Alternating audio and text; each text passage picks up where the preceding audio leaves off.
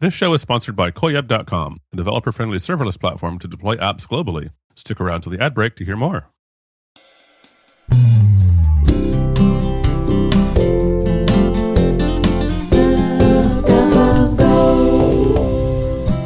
This is Cup of Go for October 20, 2023. Keep up to date with the important happenings in the Go community in just 15 minutes per week. I'm Jonathan Hall.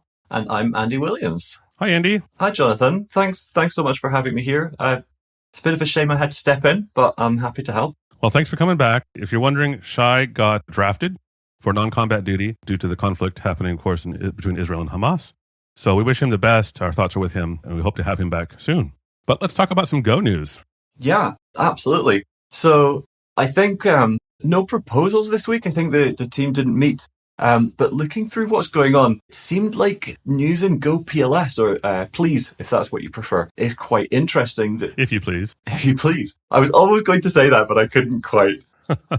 So 0.14 is in pre-release phase right now. And it seems like all the tasks that they're expecting to do for this release are done, so we could expect it to land quite soon. There's a number of really interesting new features in here. There's good support here for refactoring inline calls to functions, removing unused parameters, and new support for the Go embed directives. But the reason I think this is really interesting to call out is I don't know if anybody remembers there was a conversation about telemetry a little while ago. And they are providing opt-in telemetry with this release. So you can go ahead and check that out right now. There is a quite clear indication that this is only opt-in and it's only if you want. But it's interesting to see this coming back to the fore in a project that's, not particularly core to the library, perhaps, in its first instance. I don't know how you feel about this one, Jonathan. So I will answer that. But first, I want to give just a really quick summary of what gopls is, because I think some people probably don't know. If you're using VS Code, and I think Goland or any other IDE or editor, and some other tools, gopls is the Go sort of server that does code analysis for you and provides that a lot of the refactoring and analysis functionality to these tools. So it's a really useful tool. You're probably using it and may not even realize it. So that's a summary of what it is. Now, how do I feel about this? I'm excited about this. I'm excited about the refactoring capabilities they're adding. Yeah. I'm probably going to install the pre-release as soon as we finish recording. Telemetry. Shai and I talked about this on the show, 6 months ago? It's been quite a while. I might contradict myself because I don't remember what I said then. But I think I'm excited about the telemetry. I can see the reason for concern. As you said before we recorded, telemetry in open source projects is always kind of a sticky issue, but I think it's useful. And I am happy to share some usage data about how I use gopls or Go in general to the Go team, if that means that they can better serve me as a Go developer. Absolutely. I completely agree with you there. And I understand that folk could be a little bit upset if this was an opt-out, or if it was really kind of hidden away, or some tools decided to opt you into something that was maybe not actually required by the team. But it is going to provide so much useful information. And if it's going to make the project better, it seems like a really good idea. When you're running an open source project, it can be really tough to figure out what people really want from the latest features. The GitHub issue list, although helpful, and I'm sure many projects get lots of suggestions, not always going to provide a good analysis of the overall feeling of the community. So hopefully this really helps the project in general, yeah. Yep, I completely agree. So I'm looking forward to this release. And like I said, I'm going to start using it even before it's released. I'm that excited about it. Absolutely. And I think, like you said, it's pretty much universal these days. I know that Golang for a long time had their own implementation for the language server specifics, but I think that gopls has been behind it now for a good time. I can't remember exactly, but I think we're in the vicinity of a year already. So we'll see this rolling out pretty much universally, I would expect. Cool. Well, let's move on. I learned about a new conference coming up this last week that I think is worth mentioning. GopherCon Brazil will be coming in May, so it's still quite a ways off, but the CFP is open until December 15. So if you live near Florianópolis, I hope I said that right, or will be in the area in May, be sure to submit your proposal to speak at GopherCon Brazil. And if I can somehow convince my wife that it's worth the flight cost, I'll see you there. I would love to go to Brazil again. Oh, that would be an amazing place to go for a conference as well. I hope that we can make it too. And it's also nice to see something earlier in the year. I don't know about you, but it feels like it's just been full-on conferences from kind of like early September right the way through to late November this year. It's just everything all at once, it seems. Yeah, there have been a ton of conferences. I mean, I don't know. I need to talk to the organizers of some of these conferences. Like, who does a conference in November?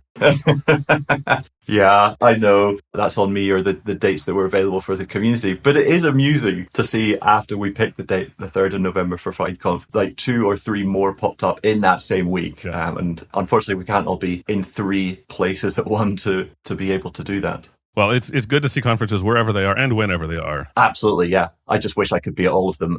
But yeah. I think that's all we had for conferences right now. Clearly, there's a number of them still to happen, but we've announced them all on the show before. The next item that I thought would be really interesting to talk about was forward compatibility. Now, a little while ago, there was a post about extending the forward compatibility so that we can better mark which features are required for a project, and the compiler is going to be able to access the right toolchain, and we're going to have a much better experience going forward.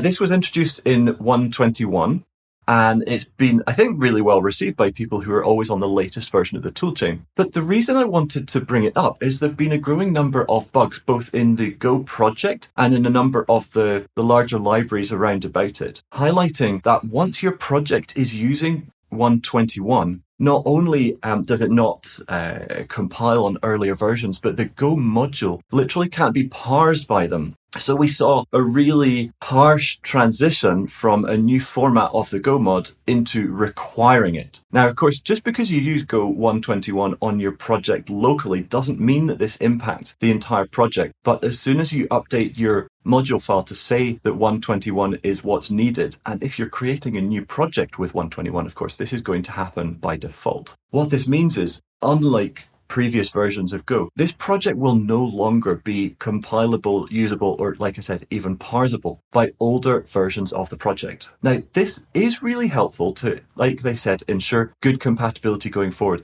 but it's a fairly harsh shift. And I just think it's really important that people know that this is happening so that we don't just see more projects moving to the latest version of Go when they don't really require any of the functionality that version added. Yeah, I have mixed feelings about this aspect. I mean, it's actually bitten me. I was trying to run a project that was tagged for Go 1.21 on my laptop. I think I had still 120 installed and it couldn't parse things. And I was like, what? So, I think that's annoying and arguably a bug in the sense that that's never happened before. I mean, if I have a module initialized with Go 1.20, I can compile it with Go 1.17, assuming it doesn't depend on any new features of the language. Absolutely. So I think in retrospect, they should have added a new keyword that old versions would ignore that would make it more strict. And I don't even know if that's possible because I don't know what the old versions looked for. If they had a new keyword called, I don't know, gopher instead of go, would they puke on that? I don't know. But we're already there. They're not changing it. So on the other hand, I've also been bitten by the opposite. I have an open source project I maintain that cannot use generics because it still needs to be run on some old Go implementations that don't support Go 1.18 yet. And it's very difficult to determine what dependencies do and don't use Go 1.18. Like there's no automated way to do it. You have to go manually inspect the go.mod file of each dependency and each indirect dependency to see if it does that or not, or just try it and see what breaks. So this would be a nice quick way. If they had this feature back in Go 1.18, it would make it really quick to determine when things would and wouldn't break. I completely agree with you there. And I've definitely been through, in fact, still do go through the process of checking the dependencies of the dependencies to see if there are any breaking usages of newer versions buried down in there. And it is a pain, but we do have continuous integration servers which can do these things for us. And so, I appreciate the change to something that is concrete, actually defining what the requirements are. I just wish that it had been possible to do this in an easier migration so that the new version number was supported before it was required, and perhaps taken that year cycle to move to the ability to understand the new format so that then it would be introduced in a manner that other systems would understand, I suppose. There's a little challenge there. But it seems to me that what this has done is introduced a new format that's not understood by a previous version, and it feels really close to like a breaking change in metadata, it's a bit unfortunate because the promise of backwards compatibility in the language itself is phenomenal. The team have done an amazing job, to get through this number of years. And as you guys said in a previous episode, the no version 2 is very exciting to know we're not going to go through that pain. But I would hope that going forward, it's possible for metadata and build parameters like this to be better understood in a rolling cycle, so that teams have got a while to adapt to these changes. I completely agree. Cool. Well, another story that's sort of a follow-up from a previous story. I actually discovered this a couple of weeks ago. There's a third-party Go library that provides a whole bunch of compression algorithms for Go. And I thought this was worth bringing up because a few episodes ago, we talked about the proposal to add Z standard compression to the standard library.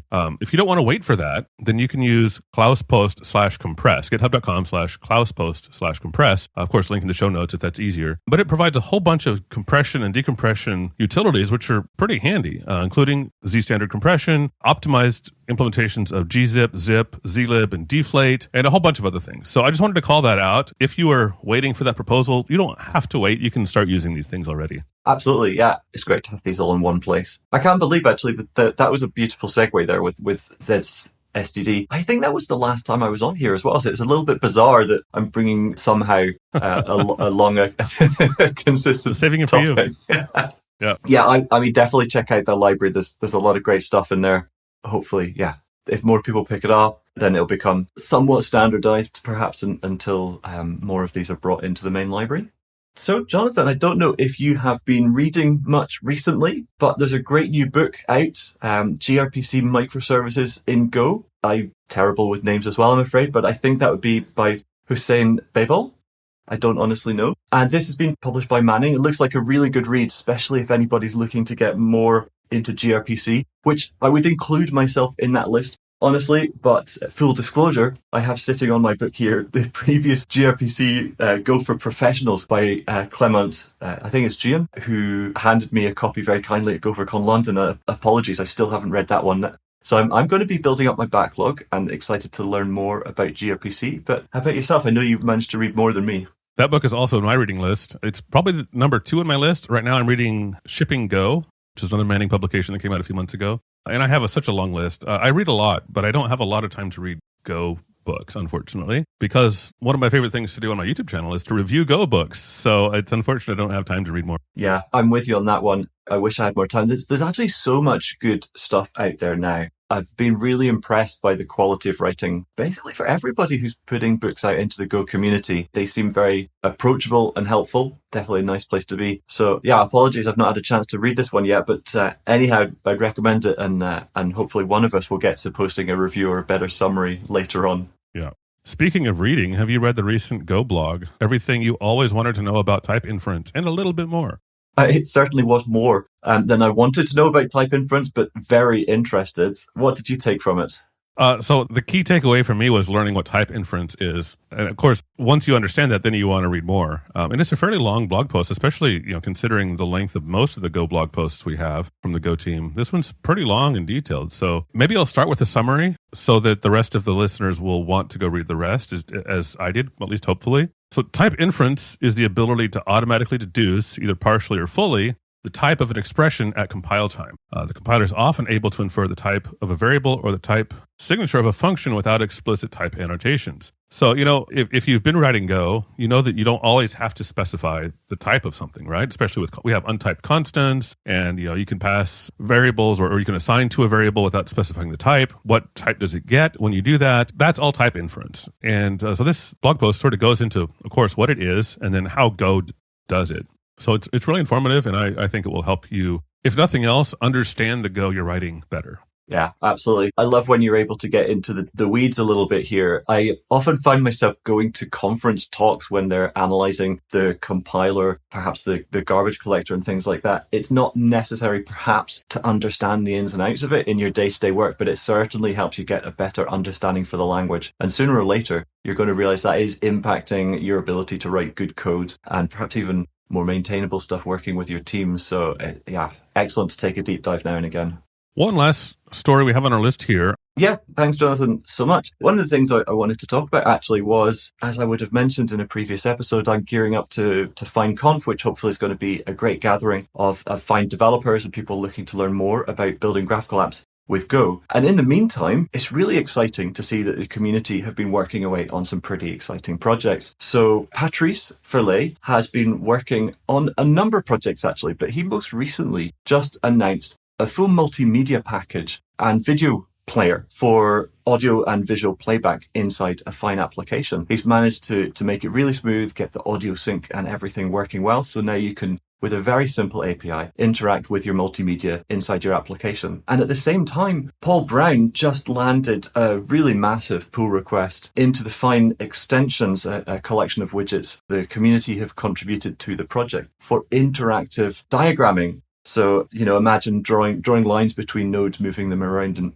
on screen. And he's managed to set this up so that each of the nodes is a canvas area with any content that you want, so you can extend it to whatever purpose. These are two really big changes that have just kind of like made me sit back for a minute and go, wow, it's really impressive what people are building with the toolkit that's been put together and the capabilities that are out there. So, call out to both of them for the hard work. It's just really nice to see the community collaborating on stuff. And hopefully we can show these off and many more things on the blog or in videos of our conference in a couple of weeks' time. So yeah, thanks everyone for keeping on a really great set of functionality whilst everybody else is busy. Awesome. Well, I think that rounds us out for the news for this week. Stick around after the ad break. We'll be listening to an interview with Eliav Lavi. Shai and I interviewed him about JSON, among other things, a popular topic these days. So the interview was recorded a few weeks ago, but we're including it in today's episode. So stick around to hear that.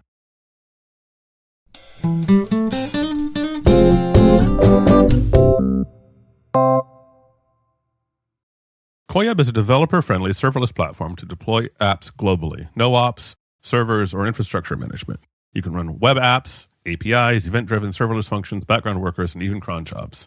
I'm also excited to announce that this week, Koyab is offering $50 of free Koyab credits if you're willing to fill out a 2-second form with code Cupago. There's a link in the description. It's a long URL with random characters in it, so I'm not going to read it to you. But link in the description, fill out this 2-second form, and you can get $50 of free credit from Koyab just for filling out a little form. And also a reminder that Koyab is now in 4 new locations. They have multiple region deployments, so you aren't stuck with, a lot of the new cloud providers. They just have one data center. Not true with Koyab. You get to deploy multi-region for high availability. So they have a total of 6 regions now across 3 locations, and they're super simple to use.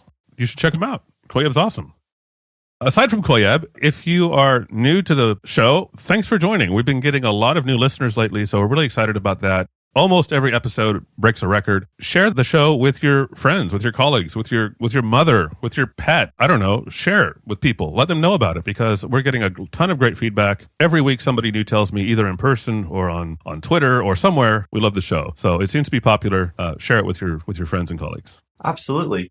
Just to add to the people you can share it with, I just recently took my fantastic Brewster mug that you can get from store.cupago.dev, I guess, and went down to the barista in the building where I work. There's lots of tech startups there, so I took it down and told them not only who Brewster was, why he was so cute and why gophers mattered, but that they should listen to the podcast, check out the language as well. And of course, it helps to have a mascot quite as adorable as that on your coffee mug. I was at the Amsterdam Go meetup a couple weeks ago, and some of the recruiters, I think they were technical recruiters who were helping to host the event. They weren't really Go developers. They were asking for a mug with the traditional Gopher because we gave those to our speakers. And they asked me, Jonathan, can we get a mug like that? I said, you can. I mean, I can get one for you, or I could give you one of these. Would you like the Brewster mug? And they both said, oh, we want the Brewster mug. So sorry, Gopher, you've been out-cuted.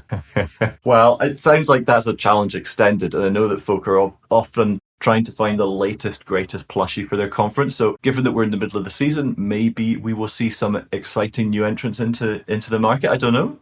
But yeah, hopefully you've really enjoyed the show today. Do feel free, or actually please do leave a review for us on Spotify, iTunes, or wherever you listen to podcasts. It really, really helps to spread the word. But also do please drop in to Gopher Slack, we're in Cupago, where you can chat with the community, offer some suggestions for future topics, or ask more about what we've covered in the show. Also, you can reach us at cupago.dev or email to news@cupago.dev. We'd be delighted to hear from you, whether it's suggestions, comments, feedback. Just, get in touch and be part of the show in the future. Thanks so much. Absolutely. And a shout out to Peter Aronoff on the Cupago Slack channel. He's the one who actually brought the GoPLS story for today's show to my attention. So we listen and we try to, air those stories. If you know of something happening, come tell us about it. Well, I think that's it for today. Stick around for our interview with Eliav Lavi, and hope to see you all next week. Yep. Thanks so much for having me, Jonathan. Obviously, I really hope to see Shai back on the show sometime soon. All the best to him and anybody who's caught up in that. Thanks for having me, and I'll see you again. Cheers.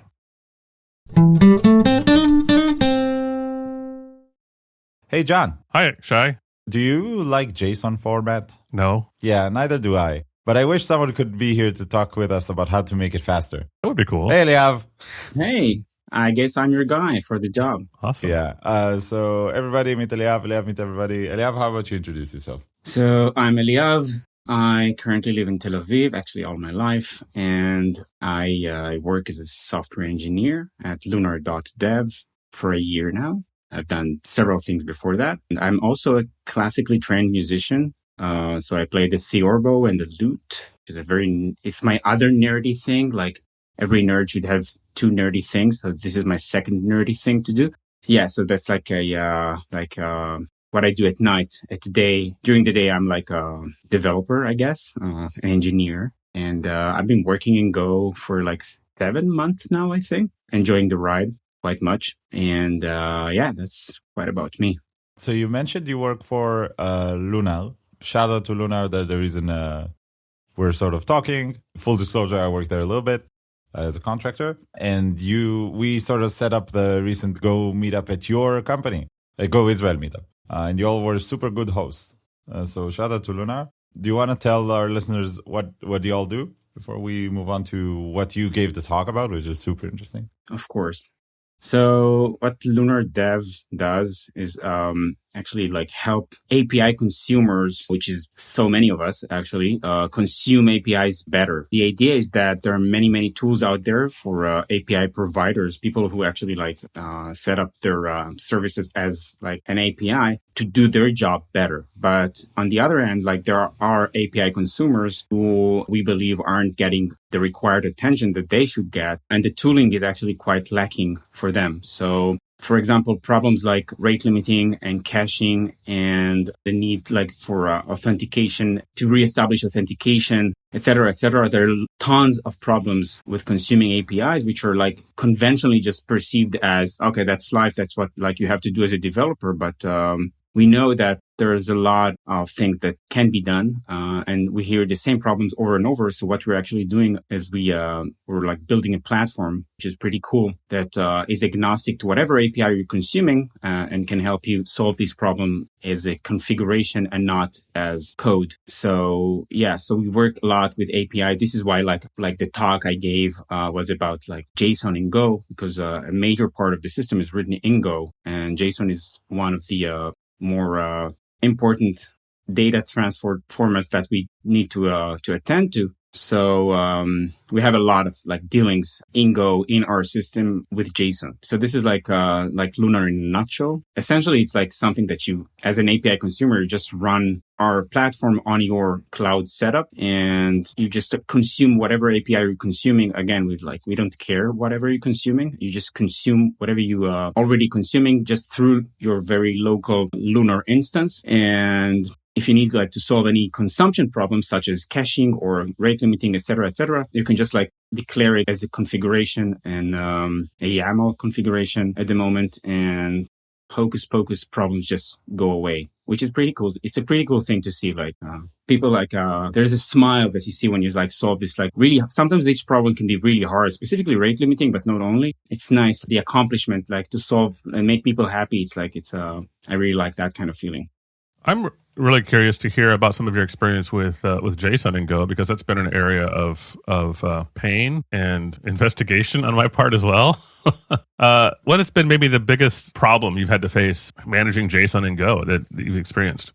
Right. So to answer your question directly, we had like two kind of like things we need to work with JSON in Go, and they're quite different. This was like the main point, I think, in my talk, that like we usually aspire for like choosing the right tool for the job, but sometimes there are two jobs, and sometimes you need two kind of tools to solve two different problems. So the classic problem that I think most of us like face is like we need to like serialize and deserialize JSON text or like raw JSON into some structs that we already know the structure of, right? We know that we're expecting some kind of a message and we want to take it in or encode it in order to send it out as JSON. And when we do that, like we need to declare a struct usually and like use the standard library or any other like JSON library such as GoJSON, which is the one we're using. And this is like the classic scenario. This was like more like straightforward for us. Like, okay, we're not going to use the standard library. We're going to pick some other library. But we did have, because of like performance concerns, but we did have like another very interesting scenario at work because Lunar like develops an API consumption platform. Sometimes we don't know. I mean, not sometimes. We always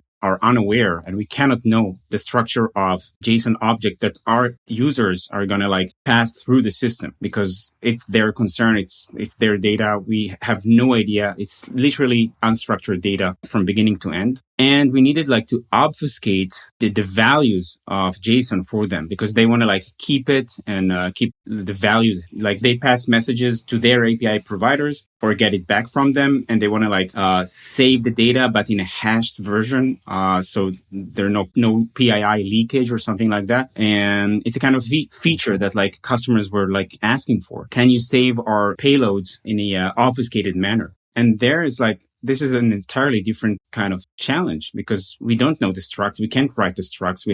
We literally don't want to know the struct because this is like makes our platform not agnostic and like would not make the job possible. And there you need like kind of an approach that treats JSON as something that is unstructured, which is, you can't do that with the standard library, but we found that like eventually we were using fast JSON, which is a very cool library in order to like traverse unstructured JSON and modify or build your own objects on the fly without needing to know them. So, I think it's like, it's very cool for me, like to think that there is no one tool for the job. You need like to be very like specific, on what you're choosing and why. So let me challenge that for a second. Why do you need unstructured data? At the end of the day, it's not like you're working with internal API. Usually, or I could say for many of the cases, you work with known APIs. You know, your customers, let's say in Lunar or whatever, they can give you a list. They say, oh, we want to talk to Slack. We want to talk to, AWS, this endpoint, this endpoint, this endpoint. We could like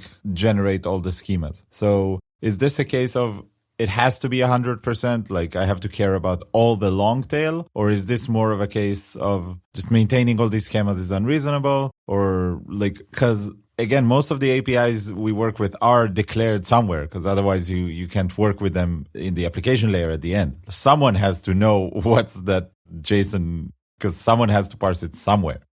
Essentially, you're asking, like, why did we want to be agnostic to schema? Yeah, you mentioned it as like a benefit. Okay, so I'll explain why. I do think it's a benefit. Think about it that, like, in order to grow, if we had like to take in requests from every customer that is coming in and like make this like kind of like talk during like the integration cycle that, okay, which API are you working with? And then we need to like to fetch the schema and like literally encode it in our code base as structs and have it like hard coded, commit it, push it and deploy it. It would slow us down eventually because the problem is in its essence, the problem doesn't require you to know the schema because like obfuscating, hashing the values of a JSON object doesn't really require you to know the schema. So eventually it's like it was more worthy for us like to keep it out. If I can have less code in my code base and like not pollute the code base with a lot of structs, which are describing the API schemas of my customers, that sounds like a big win for me. So yeah, we could have done that, but I think like in the long run, it would really, really slow us down. And also like from a more like puristic standpoint, I think having like my customers structs in my code base, like just feels wrong to me. It's just like, it's not my concern. Like, it's not my domain. It's not, I don't want it. Like, there is a domain boundary there, which I wish not to cross if I can. And I think we can. So there you have it. Cool. That does make sense. Although there is a small part of me that just wishes that maybe protobuf was the standard and everybody compiled schemas everywhere. And JSON was the weird, kid that's experimental and weird. And everything was serialized in binary and everything was efficient. I know.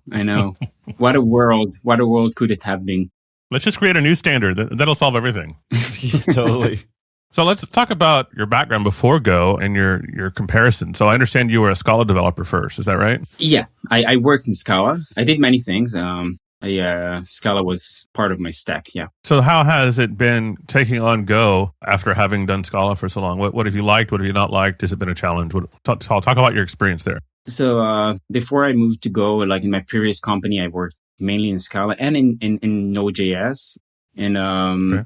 I think it's an interesting, the typing issue is like always a big thing for me. I was quite happy like that we chose Go as a compiled language that has like native support for struct. I think this is like the number one thing I need in a programming language. And when I saw that like the way Go like treats data and how like the approach for data, again, like structs being like the main workhorse that you work with, it made me happy. Like I felt at home in many ways. In Scala, we have, this is like also it's very central to the language. And it's not so obvious, like people coming from other languages, such as like vanilla JavaScript or Ruby or Python and stuff like that. It's not so obvious that you work with this kind of constructs in your day-to-day work. For me, this is like where it all starts. I need this to be happy. And Go does like offer like pristine support for working with data. So coming from Scala, this was like the first thing that like reassured me that I'm in a good place. And then I like discovered many other features, which are quite different. Mainly, I think Go's approach to concurrency and to, I don't want to say async because it's not async, but in Scala, we used to like talk about async. And now like my mind needed to shift. And this was like probably like the biggest challenge because it's so different, you know. I think Go is very special in that regard. It's like, for me, it still feels a bit like unconventional. It's very, in many ways, it's simpler, the approach to concurrency. In many ways, it's just like so unique for me coming from Node.js and Scala. Before that, I worked in Ruby, so we didn't have that problem because there is no concurrency at all up till now. But yeah, it was like kind of like a soft landing. I felt that like there's like tons of like resources online. It was fairly like smooth way in, like the learning curve was like, okay. So yeah, it's quite a fun journey, I think. And like, there's always more to learn, of course. And, I think it's a great community, tons of useful stuff online, which is always beneficial. And it's vibrant. It's like, it's happening now. There's something very current about Go. It's like, it's happening now, which I like. That's cool. Do you have any advice for anybody who's thinking about, or maybe they're just getting started on their journey towards Go? What advice can you offer to maybe help them or encourage them? They're just getting going. Haha. I'm going to let that one go. That's a tough one. I'd let that go. Let that go. Just kidding. So yeah, I think there is a website that really like helped me get started. Go by example. I think it's just like, it's very concise. It like covered topic by topic. It's for people who have some background in programming. It's like not for like complete beginners, but if you're like coming from another programming language, then it just like covers in a very terse manner, very important topics that you know you should have the knowledge in. And sometimes it's not very trivial. Again, concurrency is probably the main thing for me, but maybe for other people, it's like other topics. So everybody has their own journey. And it's just very, very, very, very simple to follow. It's like one pagers per topic, and it covers most of the basics and the important things. So this was like my number one reason. I still come back to it every once in a while. So yeah, Go by example. It's like, check it out. It's very nice. Awesome. Put a link to that in the show notes. Right. Yeah, for sure. It seems like every person has their own way of learning. Like, you know, some people got into Go, they just read like the Go book. Some people build a project. Some people do boot camps. We interviewed people behind Boot Dev, which is like a, you know, online boot camp, 8 months of whatever. I've never heard anyone saying, yeah, Go by example is not good. Like one pager of examples of just what I need with a small explanation and a whole bunch of code first. Everybody seems to like that one. Maybe it's just the best format. Yeah. I mean, I do support, I think like building something is like probably also a great idea. I did this a little. We kind of like already started like, we were kind of stressed with time. So we already started out like building the thing. Some people had like prior knowledge, so it was helpful. Yeah. I mean, I built some small stuff on the side. It was fun. As I said, like working with data is like, the way I think about everything I do starts with like modeling the data. So, so it's like, I just started like, okay, let's like build some structs to describe things and see how you do that and that in Go. I would take like ideas that I had in Scala and Node.js and like translate them to Go. Pretty helpful, even though short. Wow, transpiling Scala to Go. I just got a chill up my spine. Yeah, don't do that at home. Nobody ever built that transpiler, please. Don't try that. Yeah. So one thing, you gave your talk at the GopherCon and the Gopher meetup, sorry. And one thing that was interesting for me, and I think a lot of the audience were a bit surprised, is you showed a comparison table of all the different JSON libraries that you evaluated. And then fast JSON didn't rank really well on that comparison table. It didn't have a lot of checks. It didn't look very attractive. But then throughout the talk, you explained how benchmarks and comparison tables can sometimes be deceiving. Can you expand on that a little bit? Because, if we were going just by the sensationalist README pages, it seems like FastJSON isn't the correct choice all the time. Right. It's a very interesting question for me. The reason I showed in my talk, I showed this table that I found on some blog post, which was quite popular. We can send the link later. And yeah, as you say, we chose in Lunar Dev, we chose GoJSON, FastJSON. And on that table, that specific table, FastJSON didn't look luminous. It was a lot of red emojis, blah, blah, blah. So my claim was that it's kind of dangerous or might not be the wisest thing to do, just to be fixated by comparison tables that you find on blog posts, because there is something very lab-like, laboratory-like about those tables, and people make the most demanding and specific if they do the benchmarking correct, which is also a question. But let's assume that the benchmarking is all okay. It might be not the wisest idea because maybe that's not what you need. Maybe you don't have the requirements that they were aspiring to test. And as somebody who builds systems, you should have your own benchmarking and set your own aspiration. And then you can say, okay, FastJSON is really not going to cut it for me. It's just not fast enough. And maybe that will be the other way around. In our use case, what the thing that we were doing with it was actually quite beneficial. It did improve things for us. So we were quite happy to use it. And again, those tables are just one person or sometimes two people opinion. They might be wrong. They look very authoritative and conclusive, but it just might not be true for you, for your specific cause. So it's okay to take the opinions of others, but it's also a very good idea to have your own way to test what works for you. Also, the developer experience that FastJSON offers is so superior in our obfuscation use case, which I described earlier, that I think it was really worth it. So all in all, it was really the best choice for us for that specific task. I guess the answer is always, it depends. You want to take other people's answers, but it depends. Yeah. Keep it complex. Cool, Eliav. If people want to talk more about JSON or perhaps other less painful subjects, such as Loot and Theorbo, or even API consumption, again, shout out to Luna. Thank you for hooking us up. And thanks, Chen. I don't know if you're listening, you're busy. But shout out to Chen for making this whole thing happen, actually. Where can people reach you? So I'm available over at Eliav L at LunarDev. That's ELIAV at lunar.dev. Also on Twitter, a little Eliav Lavi, which is just my name, ELIAVLAVI. Yeah, and I'm happy to chat about APIs and early music and JSON. Nice. I recently linked someone to X, to Twitter. Oh, and then yes. they sent a different link if they're on my work Slack, and they were sent a different link because they said they are Twitter avoidant. If someone is Twitter avoidant, then they can follow that link. And then I realized that instead of Twitter avoidant, you can say if you're an Xer, you can find Eliav on email as well. Email is clear. Yeah. Well, we like to round out our interviews with a couple standard questions. I think you've been prepared. Well, let's start with the first one. So imagine somebody, for some who knows what reason, is holding you at gunpoint and says you have to remove a feature from Go. Or maybe you don't have to remove, but you have to choose the feature to remove from Go. What feature would you remove? With gun to my head. Yeah. It's a life or death situation here. What are you getting rid of? Okay, so yeah, if that happened, if I absolutely must, I'd get rid of code generation. I have a problem with that feature. Oh wow! It's it's a side feature, it's not a core feature, but it's widely used, I think, and I have issues with that. Okay, interesting. Yeah. You want to explain your issues, or you want to leave it at that? Yeah, sure. It's not too personal. I can talk about that.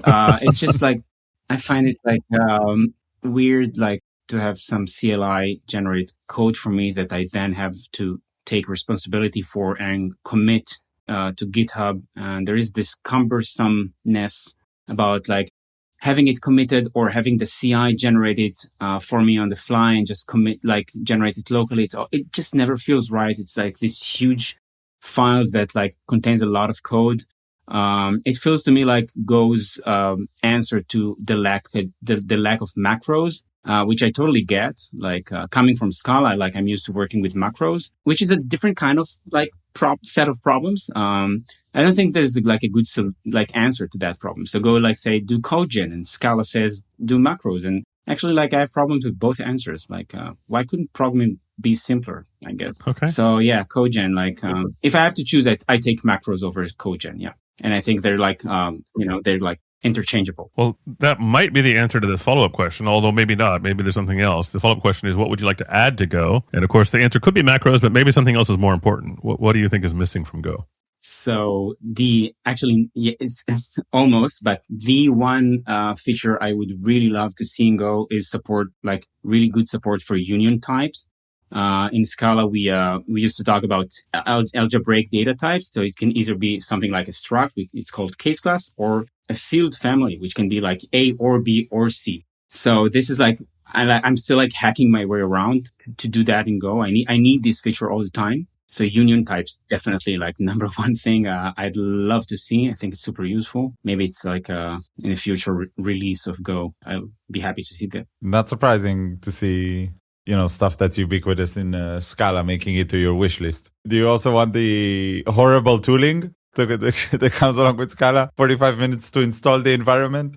No, thank you. I actually think this is like the number one thing in Go. The tooling is like, wow. Like I'm stunned. Like compilation times and tooling in general is just like coming from Scala. This is like, wow, you can do that. Like you can sit on your computer and like compile in like seconds. But yeah, union types is not like Scala specific. It's actually like, it's very big on TypeScript as well. So, I think it's just like becoming a way that people who like work through, structs and through, data modeling, it's just like, it's so essential. And I do hack my way around, and get like some sort of support for union type, but it's not native to the language yet.